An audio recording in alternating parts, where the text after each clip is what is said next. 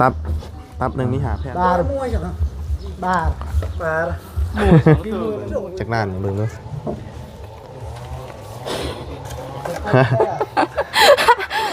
ฮะเบิ่งออกอีกบ่เบิ่งตัวไหน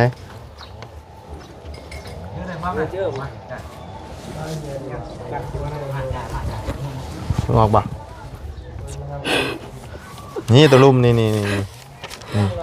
12 ล้านพอดีวางเลยอันนี้10 ล้านครับแต่ว่าให้นับก่อนแต่ว่าเอาออกมาจากอันธนาคารเลยนี่นะ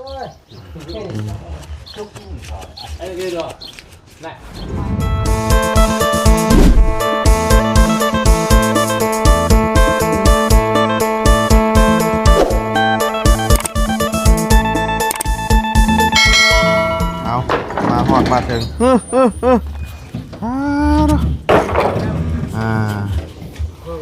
มาหอดพอดีคล้องค่อยถ่าเฮิงเติบพี่น้องเลยเนาะนั่งแกะหน่อไม้กับโยนสีแล้วเนาะพอดีเพิ่นมาพอดีเนาะเอาสบายดีเด้อเนาะสบายดีและสวัสดีพี่น้องกันเบิดสุขุสุกคนพอๆกันตอนเที่ยงเพิ่นหากันมาส่งไม้ซาร่าเนาะมีแต่ว่าให้เพิ่นเอาลงก่อนพี่น้องเอ้ยฮะบริการชงที่ทำพันดีบริการส่งถึงที่เนาะกำลังว่าสิโทรตามได้เมื่อกี้นี่นะพวกนั้นก็ของท่าอยู่ว่าตอนได้ที่โทรหาเด้บ่กระโทร2 รอบเลยว่าฮอดใส่แล้วยังรวมฮะยังรวมว่าเนาะสีงามๆเลยพี่น้องสีเดียวกับแมนสีเดียวกับเพื่อนน้องบุตรพี่น้องเลยเนาะแมนเพื่อนน้องหัวเนาะเป็นสีนี่แหละพี่น้องแดงเลือดหมูแบบเดินเนาะเอาอันนี้เพิ่นเอารถได้ยกขึ้นนี่เนาะให้เพิ่นเตรียมสถานที่ไว้ก่อนพี่น้องเลย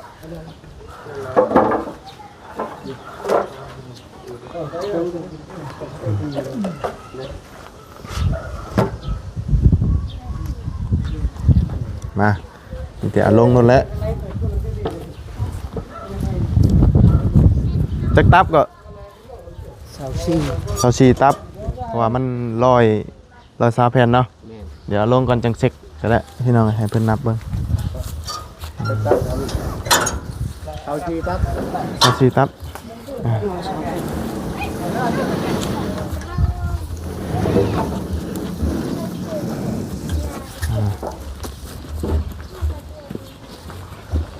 มาแล้วตัวผู้ชายตัวมันจักจักยะตัวไม่ห้องเลยแล้วก็แตนแล้วก็ถอยวันนี้รับไปเยอะรับไปกลับได้ก็เกิดเลยไปเลยตัดที่ได้กลับแล้วสีงามช่วยเลิกผู้ต่อไปนี่ก็ยังจีบริการชงทั้งที่อยู่ดอกโดยคำมีอีกก็จีเอาอยู่ดอกคำมีเนาะ มันมีอะไรก็เอาห่านเราเนาะไก่ชุดนี่ไปส่งฮอดใส่แดนชวันก็ฮอดเลยฮอดบ่อ๋อเอาแบบนี้เคยไปฮอดเขตแดนชวันอ๋ออายุเนาะไก่ก็ไปส่งที่ต้องในทรงอยู่แล้วแหละเพราะว่าเอามาเองไม่ได้มันยาว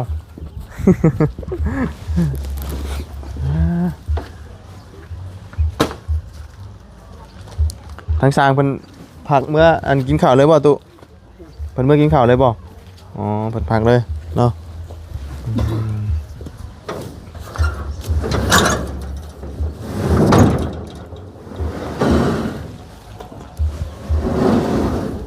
อันนี้เอาอันนั้นยกขึ้นเลยบ่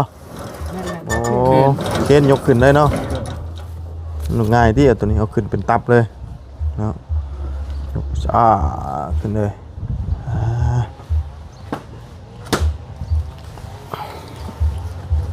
อันน็อตไม่ได้บ่ได้บ่น็อตบ่ได้จัดบ่มีบ่น้อยแต่ พอบุญซื้อมาอยู่ถุงหนึงพี่น้องเพราะว่าในห้านนึงก็บ่มีคือกันเอามาให้เพิ่นถุงหนึงก่อนเดี๋ยวจังหาใหม่เนาะถุงละแสนเนาะเพิ่นซื้อน็อตมาก็แต่ว่าเอามาให้เพิ่นใส่ก่อนเพราะว่าอยู่ในห้านนึงก็มีถุงเดียวหาอึดเนาะห้านนี่ก็อันน็อตนี่ก็ได้ห้านขายนี่คือกันแต่มันเบิดนะพี่น้อง2ห้านก็บ่มีห้านเพิ่นก็บ่มีเพราะว่าสร้างเป็นไส้น็อตเด้แต่นี่ต้องตัดก่อนถึงเนาะคนอยู่เป็น10 คนก็บ่ขึ้นเนาะนี่ นักเลย หนักเลยเนาะส่งจักบอลได้มื้อนี่ ช่อง 2แล้ว ตรงช่องกระชีอยู่ห้วยหนึ่งเขตใกล้เคียง อ๋อบ้านห้วยยึงนะ นั่น อ๋อใครอยู่มันใกล้เนาะเรียนจวดไปคราวเดียวบ้านห้วยยึงบ่ไกลบ้านห้วยยึงก็สร้างตัวนั้นก็ห้านจุเจ้านี่ติเฮือนหลังอันนั่นน่ะ เดี๋ยวนะกัดดับนะ ซีเมนต์อยู่ติมีห้านไหนเนาะมีแต่ห้านจุเจ้านะ เห็นอยู่เหือนหลังหนึ่งก้อนน้องยังไม่ได้เฮ็ดเวียกนำฮอนาเตอร์ที่ ยังบ่ นั่นแหละ ปีที่แล้วนี่เด้ มันเป็นชงอันนั้นได้ ส่ง บ่ได้ลบ ส่งมาฮอน ไม่ชงโมเดิร์น อ่า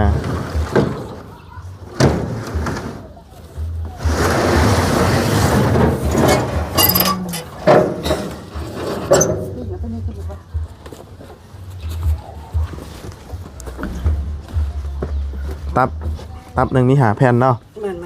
ตับหนึ่งมีหาแผ่นมาแล้วสวยๆงามๆ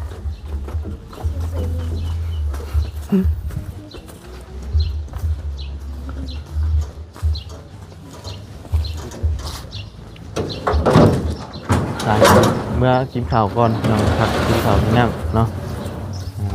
เป็นมาใส่ตัวนี้เพราะว่าเป็นต้องตีไม้เชื้อราใส่นี่เด้ตีใส่นี่เลยเนาะ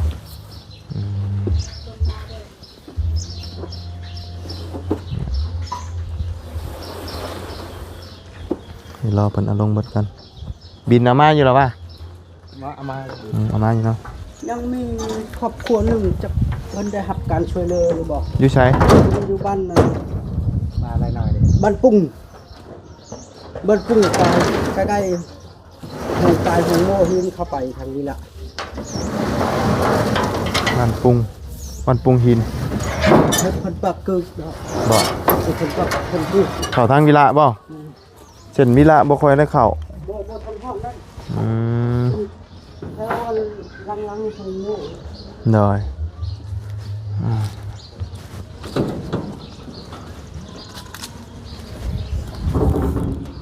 ตอนลงสีชาเนี่ยตอนขึ้นสีไม้ตัวนี้เนาะยุกขึ้นบาทเดียวแล้วพอสร้างคนไปเอาไม้เนาะเกี่ยวมากินข้าวนะเอาไม้มาเห็ดห่างบ่อาจจะเอาไม้มาเห็ดห่างพอเป็นต้องตีเลยเห็ดห่างเอาเด้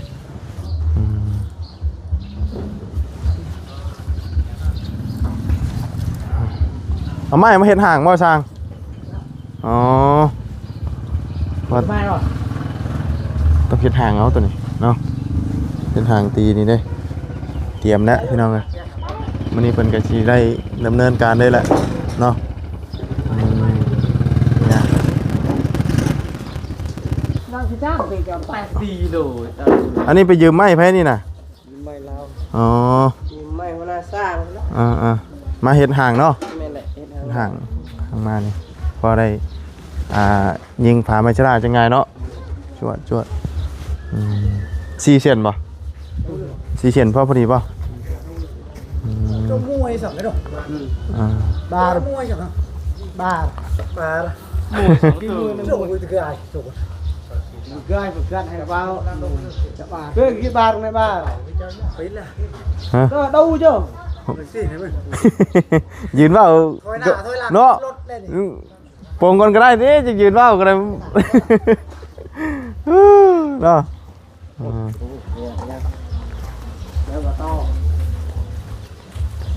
เดี๋ยวอันน่ะเพิ่นลงก่อนพี่น้องเอ้ย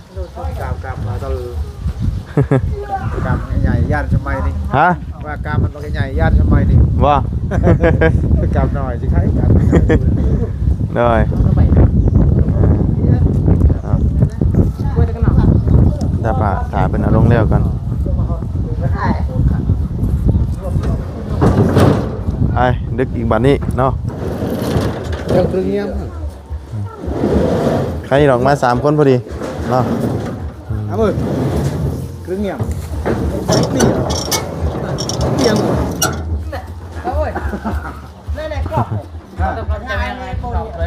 ก็เถอะ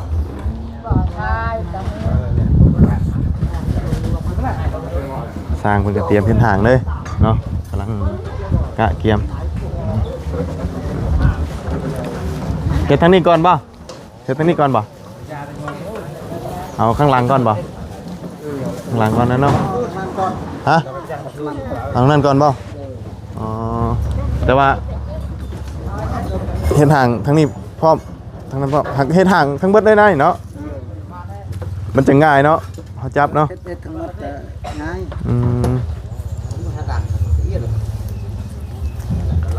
เตรียมห่างก่อน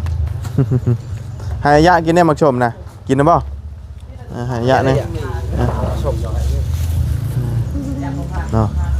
มักกระแตบพี่น้องเลยเนาะพอดีที่นี่ทางน้องบุตรเพิ่นมาแต่หาหน่อไม้พี่น้องเนาะสบายดีเด้อทางน้องบุตรเด้อเนาะ เอาให้เพิ่น ปีธรรมดา คนนี้ก่อน เอ็ดร่างใจ เนิร์ดเนิร์ดคือปีอ่ะคือปีบอกบุษิ ข้ามาอาเดียว เดี๋ยวไปเอาน็อตมาก่อนเฮาอันนี้ก่อนพี่น้องเอ้ย ว่าตะปู10กับตะปู8บ่แม่น อันนี้น็อต โอ้นี่ยังบ่พอตะปู10กับตะปู8ตู10โลนึงปู8โลนึง อยู่ห้านนอกนี่มีบ่ ข้างในนี่ก็มี อันนี้เอาน็อตเฮาซื้อมาถุงหนึงก่อนมันมีแต่ถุงหนึงเพราะว่าห้านเพิ่นบ่มีเบิ่งโน่นยาวดอกได้อยู่บ่ บ่ได้อยู่ แกะเบิ่งก่อนก็ได้อะเดี๋ยวเฮายังสิซื้อมาอีกอยู่นั่นแต่ว่าหันพอมันบ่พอหรอกเนาะ คันบ่พอก็ซื้อพอดีเลยฉัน ได้เนาะ ได้เลยมีแต่ตะปู10กับตะปู8 อืม ตู10โลนึง โลเท่าไหร่ โล30 โลนึง30เอาอย่างละโลเนาะ โด โอเคเจ้าย่างไปซื้อแล้วก็ได้เดี๋ยวเฮาเอาเงินให้เพราะว่าเดี๋ยวเพิ่นเอานี้เนาะเฮาก็ให้เพิ่นซื้อก่อนพี่น้องมีแต่ว่าเจ้าไปซื้อตะปูเด้อ โดย 2โล60นี่แต่ว่าอันเดี๋ยวอันนั้นก็ซื้อM100มาสิเจ้ากินก็ได้ โดย เดี๋ยวแสนหนึงให้เพิ่นพี่น้องเอาเพราะว่าเพิ่นจะได้มาตอกห่างเด้ส่วนน็อตมันได้ถุงหนึงบ่าบุญซื้อมาเนาะถุงละแสนอันก็ได้นี่แต่ว่าเดี๋ยวจึงซื้อมาให้เพิ่นอีกเพราะว่ามันบ่พออยู่ในห้านบ่มีอยู่ในห้านอ้ายเพิ่นก็บ่มีเนาะเบิดพอดีปกติก็มีอยู่บ่อันนี้เบิดเนาะ เอาเดี๋ยวเพิ่นลงแล้วเดี๋ยวจังจ่ายเงินเพิ่นเป็นยังไง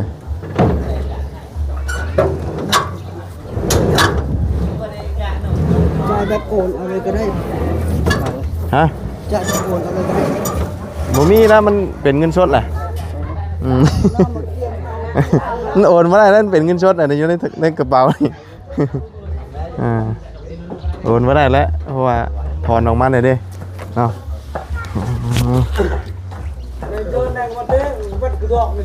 เต็มหน่อย120 แผ่น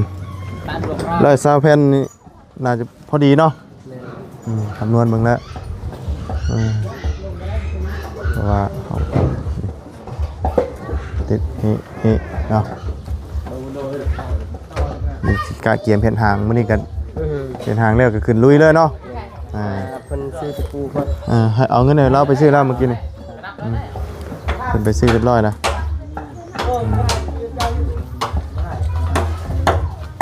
แล้วก็ได้จักตับเลยนี่แถวละหาบ่แถวละหาแล้วก็ได้15เนาะ15ตับ พี่เล่นมาเลยได้ปะ ทางเบิดมัน24ตับเนาะ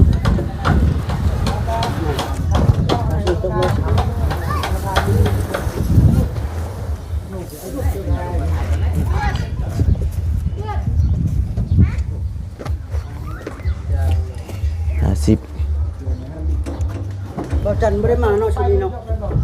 บ่ยังทันมา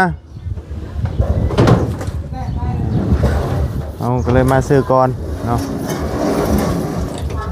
เพราะว่าสร้างเพิ่นจะได้มีงานเฮ็ดเด้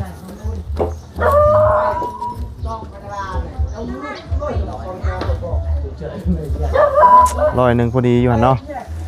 100แผ่นอยู่ห่าพี่น้องเนาะเนี่ย มาถึงทองเพิ่นก็ไปหาช่วยบนไม้แน่เนาะ โดยแยกกันไปช่วงนี้ หลายคนที่ว่ายังบ่มีดาวแถว แม่ บ้าน น เรา แม่น คนเกิดบ้านเรา โดย บอเบอรี่ก็ตะดนแล้วก็บ่เห็นเลย บ่ได้ค่อยมาเนาะ ได้เนี่ยนี่ได้หรอได้แต่งต้องระเบิดขับโล 120แผ่นพอดีเป๊ะพี่น้องเอ้ย เดี๋ยวยุกลักแต่งต้องระเบิดเจ้ามุนโจรพูดไม่ไหวเดี๋ยวแกหายเจ้าได้ดูดเปล่าเตรียมตอกห่างเลยเด้อเพิ่นก็ได้มาใส่ต่ำเลยเนาะบ่ได้รอหยังฝ้าวเฮ็ดเนาะจะได้ฝ้าวแล้วเนาะมีงานใหม่ก็จะได้ไปต่ออีกพี่น้องเอ้ยบ่ได้รีรอลาหยังได้เพิ่นก็มาใส่ต่ำเนาะเนาะ ใช่ตอบเขาใช่ก็ต้องไปไหนละที่ไหนสักไหนแต่ได้พอดีที่ได้ทั้งหลาย เจ้าเล่ากันดิเจ้า จอดแหละกันแหละ ไอ้ตะละมุนโจดนะเจ้าโล จอดเลยได้บ่ได้ ได้ไม่ประมาณวันไหนแม่เดี๋ยวเจ้าลงข่าว จักอันตอกจักอัน ก็เจอในมาไหนเขาถ้าเลิกเตะเลิกขี่นะมาไหนเตะเลิกแต่งนวดอะไรแต่นวดนะเห็นcái này chắp đi đó giúp chắp นั่งทำอิฐก็เอาตำขึ้นสูงขึ้นเลยเนาะไล่ขึ้นนะ này hay tạo đồng hòa cái đây แต่ vậy cái nó bố vậy là bố à เอาเรียบร้อยเนาะโอ้ทางนี้กำลังตำสมตำซอยอยู่เนาะสบายดีไอ้ยูเนาะ กินมาก rồiกิน ตื่นตามสบาย rồiเฮ็ดอันนี้ก่อนจ่ายเงินเพิ่นก่อนเนาะเดี๋ยวนะพาพี่น้องบุตรมาพี่ก่อนเนาะมาเบิ่งมาเบิ่งอันหาเฮือนเจ้าดูเนาะเอาหนีบไม้ก่อนเนาะต้องใส่สินจะไปสอนปูสอนปลาอยู่แล้วป่ะเนาะเบิ่งแม่นบ่สีนี้บ่เบิ่งดูเบิ่งข้างดูแกะเบิ่งดูเนาะคือกันอยู่บ่กับเพื่อนอันน่ะหัวเพิ่น โดยคือกัน คือเนาะ โดย โดยเอานี่ได้เอาบินเบิ่งด้วยเบิ่งจักรานนี่เบิ่งดู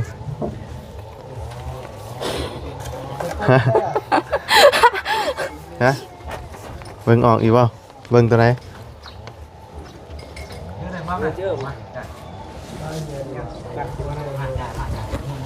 ออกบ่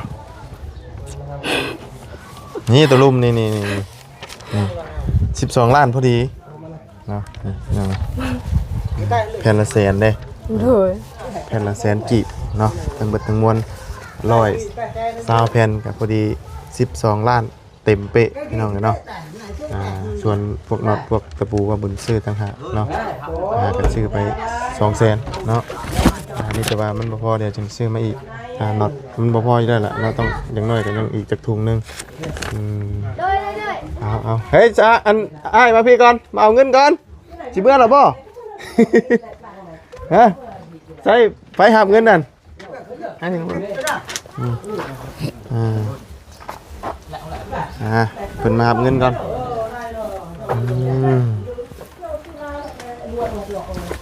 ไปนั่งก่อนนั่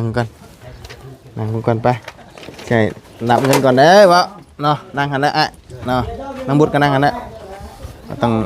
นั่งนับเงินก่อนพี่น้องเอ้ยครับเด้อแป๊บกินเมียงเนาะเอาปิ้วโอ้ขี้คุณพี่น้องแป๊บเด้อมันปิ้วนี่มาแป๊บหาเงินก่อน เหือแต่เหือแต่เนาะ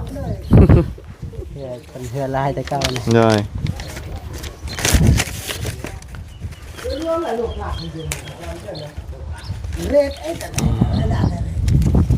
บนมีปีกมีปลาเลยเนาะ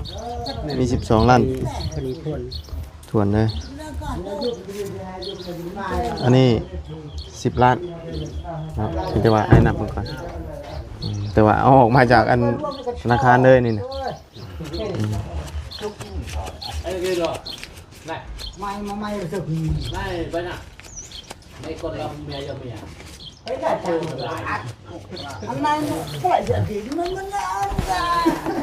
ซื้อเป๊ปซี่ดิซื้อเป๊ปซี่มันได้กินหลายคนเนาะ โบเล่กาแฟ กาแฟบ่ โดย เอ้ากาแฟนี่คือขวดใหญ่เด้ กดไงแล้วกาแฟมาดูเย็น อันนี้นะ โดย เบิ่งค่ะว้าก าแฟกระตก กาแฟบ่นี่น่ะ เงินทอน เออ ทั้งหมดเก่า14,000 โดยเอาเนาะนี่พี่น้องเอ้ยกาแฟรุ่นใหม่ มันก็อยากนอนรับอันแบบ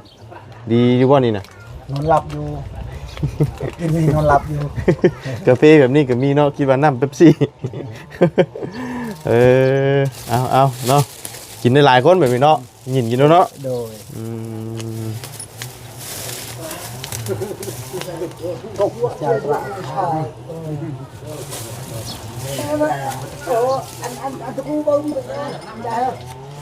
เอาให้เรานำเงินก่อนพี่น้อง ไม่ชอบอันเดียวกดนะจนจะได้ผลไหม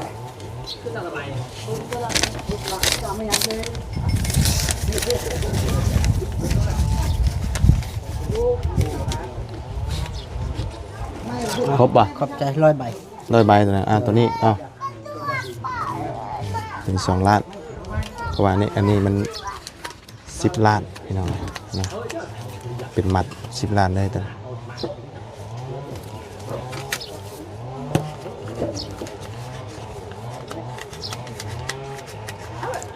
โอเคเนาะ ขอบใจหลาย โอเคขอบมุกขอบใจเอานางยางหันหัวไว้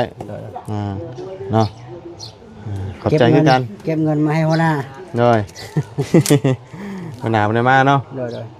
เอาขอบใจได้เด้อ ไปชมคือการพันแหละทั้งที่ โดยใกล้ไกล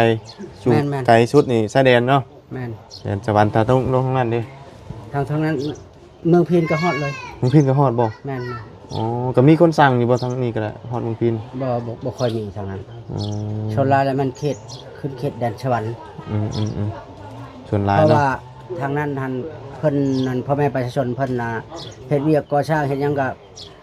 เพิ่นเอามายากได้เครื่อง เพราะว่ามาเอานำบริษัท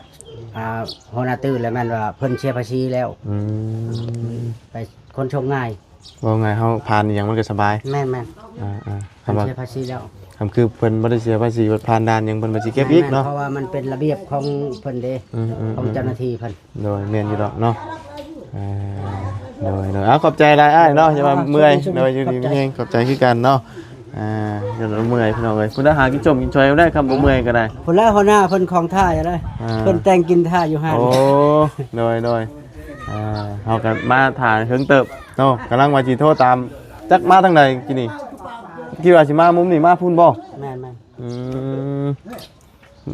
คล้องคอยถ่ายอยู่บ่เห็นมาจักเทื่อว่ะเอ้าเนาะถ่ายจักหน่อยว่ะมาสิโทรปากกันนั่งปอกหน่อไม้อยู่พี่น้องเอ้ยเนาะบ่ทางนั้นกินชมกินซอย เอาได้จูได้เอ้ย จูห้านเลย จูฮาน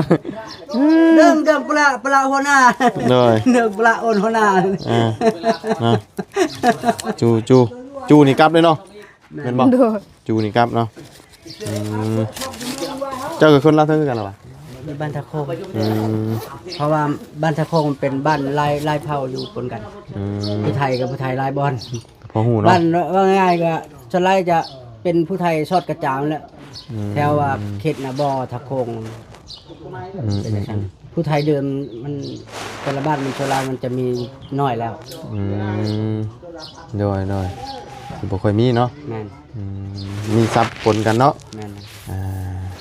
เอาเนาะเราก็มาส่งแล้วเรียบร้อยเนาะ หับเงินกลับ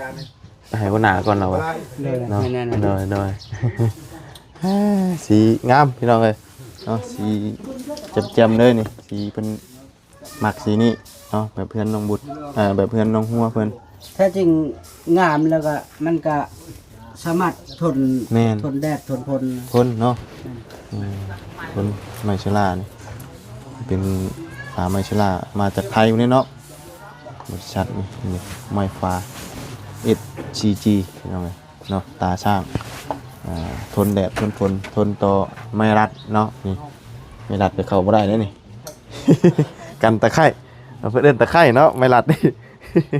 จะทนจะบ่แต่ว่าบ่เฮ็ดเนาะ หักทนอยู่ไหน หลายคนใช้อยู่ กาสร้างข้างใน แม่นการสร้างข้างในทนตัวนี้นะทนแดดทนฝนขี่ค่ายน้ำฝนตกกับบ่อยากเกาะปานใดเนาะ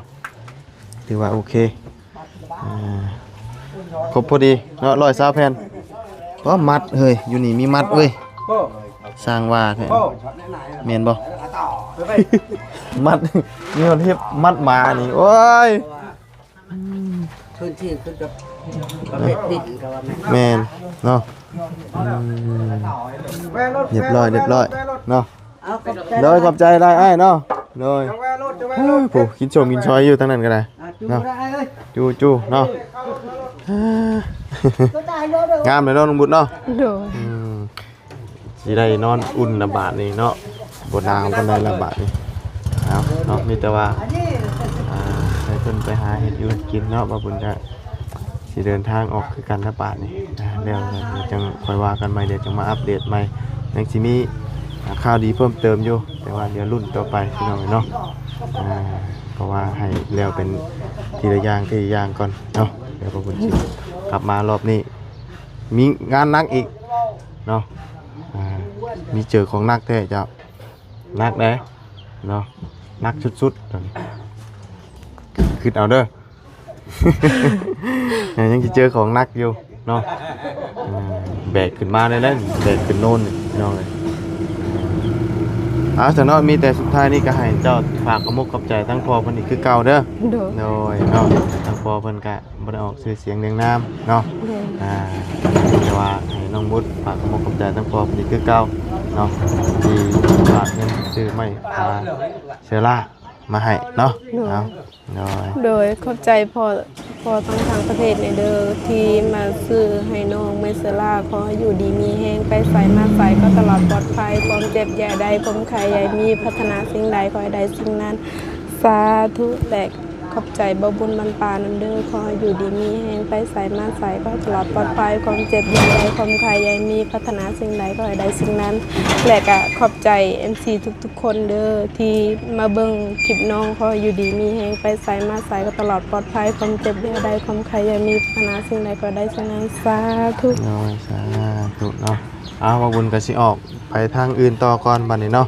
จังไดกะพี่น้องเอ้ยเนาะไปซะเนาะหาเฮ็ดอยู่เฮ็ดกินเด้อซั่นเด้อไปสบายดีเนาะเพิ่นกินสมจอยเดียวจังไดสร้างเพิ่นจังเฮ็ดอันน่ะหางนี่ก็แม่นลุยต่อเลยพี่น้องเอ้ยเนาะเดี๋ยวกลับมาเดี๋ยวจึงมีแนวนักอยู่พี่น้องเอ้ยเนาะพอดีมีข้าวพี่น้องเอ้ยเนาะทางพอคนเก่าคนเดิมนี่แหละ3 เป่าเนาะให้ป้าบุญซื้อมา3 กระสอบเลยพุ่นแหละประมาณเฮือนแล้วพุ่นแล้วบาทนี่เปิดสิเบิด3 เป่าพี่น้องเนาะอันนี้ป้าบุญมาถ่ายไมศาลาก่อนเนาะมีแต่ว่ามารอบหน้าเนาะสิซื้อเข้ามาพี่น้องเนาะไปจังไดก็นำลาก่อนพบเจอกันใหม่ก็ต้องขอบคุณทั้งพอใจดีจะได้ฝากเงินมาซื้อมาฝากศาลาให้ทั้งครอบครัวน้องบุตรเนาะก็ขอให้พออยู่ดีเฮงสุขกายสบายใจเด้อเนาะบ่ว่าสิเฮ็ดธุรกิจการงานใดก็ขอให้ราบรื่นรุ่งเรืองเจริญก้าวหน้าในหน้าที่การงานสิ่งสำคัญก็ขอให้สุขภาพร่างกายแข็งแรงอยู่เย็นเป็นสุขพร้อมด้วยครอบครัวเนาะไปจังไรก็ไปแล้วสบายดีเด้อเนาะไปบ๊ายบาย